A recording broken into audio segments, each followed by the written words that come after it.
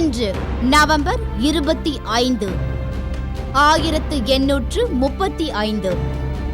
எவனொருவன் பணக்காரனாக மரணம் அடைகிறானோ அந்த மரணம் கேவலமானது என்று கூறியவரும் மிகப்பெரிய தொழிலதிபருமான ஆண்ட்ரூ கார்னகி இன்று பிறந்தார்.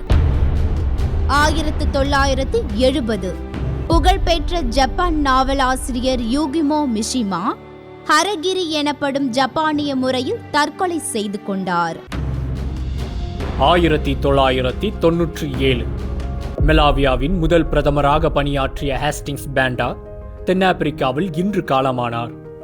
அவருக்கு வயது 99. 1960 முன்னாள் அமெரிக்க அதிபர் ஜான் எஃப் கென்னடியின் மகன் கென்னடி ஜூனியர் இன்று பிறந்தார்.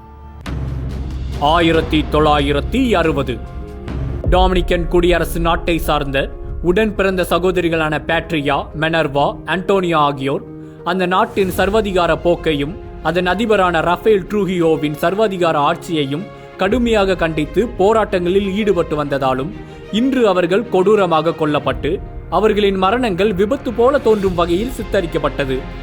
இந்த நிகழ்வை நினைவுகூரும் விதமாக ஐக்கிய நாடுகள் பொதுச்சபை நவம்பர் 25 பெண்களுக்கு எதிரான வன்முறையை ஒழிப்பதற்கான சர்வதேச நாளாக அறிவித்தது.